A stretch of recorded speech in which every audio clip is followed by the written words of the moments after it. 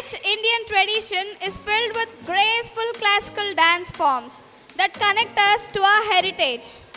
Now, I would like to invite dancing divas of class UKG and first standard to perform Ganesh Vandana. Let's welcome them with a big round of applause.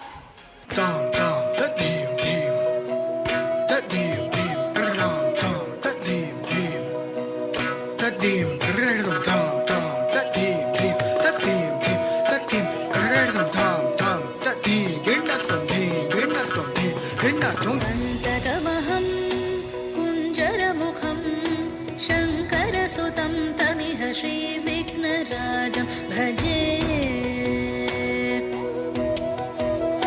सन्ततमहं दन्तिसुन्दरमुखं मन्तकातकसुतं तमिह श्रीविघ्नराजं भजे।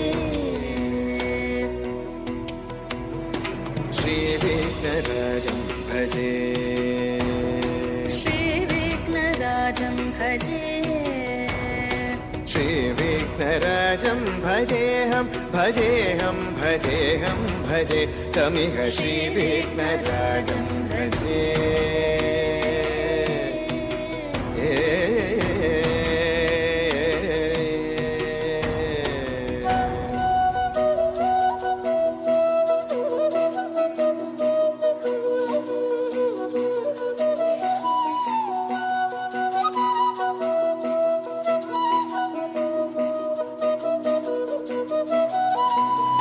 सेवित सुरेन्द्र महनीय गुणशीलम्, सेवित सुरेन्द्र महनीय गुणशीलं जप तप समाधि सुख वरदानुकूलम्, भावित सुरमणिगण भक्त परिपालं भयङ्कर विशङ्गमातङ्ग कुलकालम् श्रीविघ्नराजं भजे, श्रीविघ्नराजं भजे।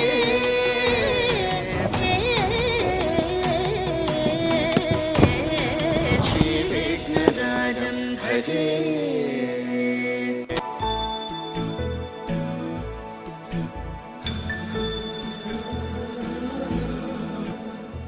सुमनसवन्दित सुन्दरि माधवि चन्द्र सहोदरि हेममयि मुनिगणवन्दित मोक्षप्रदायिनि मञ्जुळभाषिणि वेदनुते पङ्कजवासिनि देवसुपूजित सद्गुणवर्षिणि शान्तियुते जय जय हे मधुसूदन कामिनि आदिलक्ष्मि जय पालय माम्।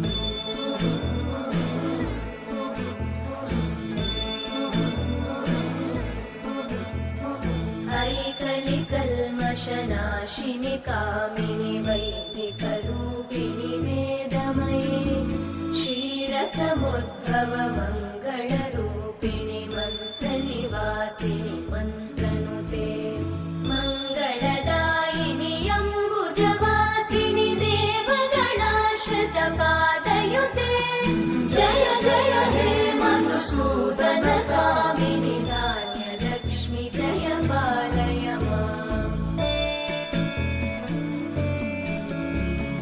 जय वरवर्णिनि वैष्णवि भार्गवि मन्त्रस्वरूपिणि मन्त्रमये सुरगणपूजित शीघ्रफलप्रद ज्ञानविकासिनि शास्त्रनुते भवभयहारिणि पापविमोचनि साधुजनाश्रितपादयुते जय जय हे मधुसूदन कामिनि धैर्यलक्ष्मि जय पालय माम्।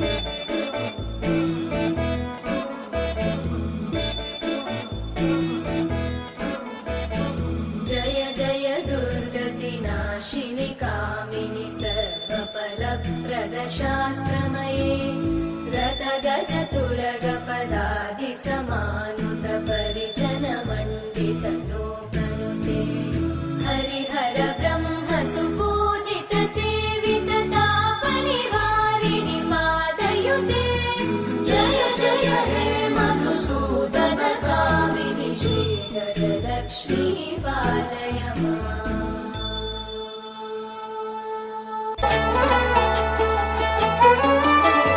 गरुडगमन तव चरणकमलमिह मनसि लसतु मम नित्यम् गरुडगमन तव चरणकमलमिह मनसि लसतु मम नित्यम् मनसि लसतु मम नित्यम् मम तापमपाकुरुदेव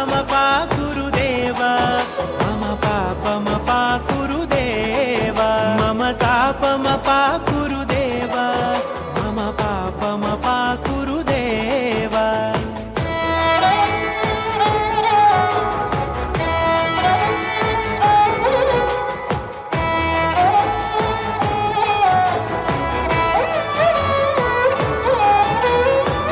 जनयन विधि नमुचिहरण मुख विबुध विनुत पद पद्मा जल जनयन विधि नमुचिहरण मुख विबुध विनुत पद पद्मा विबुध विनुत पद पद्मा मम तापमपाकुरुदेव मम पापमपाकुरुदेव मम तापमपाकुरुदेव मम पापमपाकुरुदेव अघोराणां परो मन्त्र नास्ति तत्त्वं गुरोः पराद्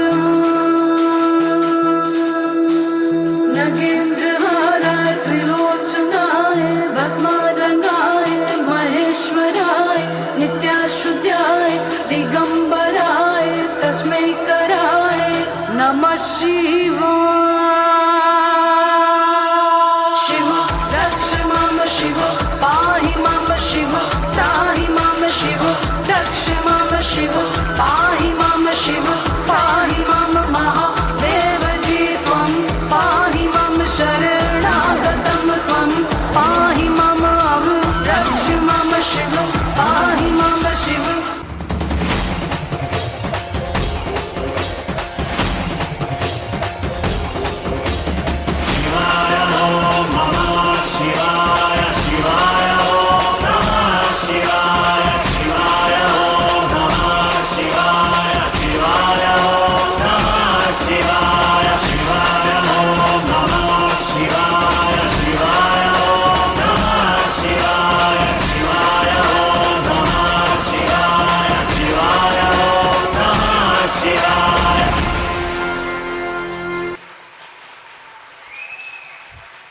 Wow, that performance gave us goosebumps. Please give them a big round of applause.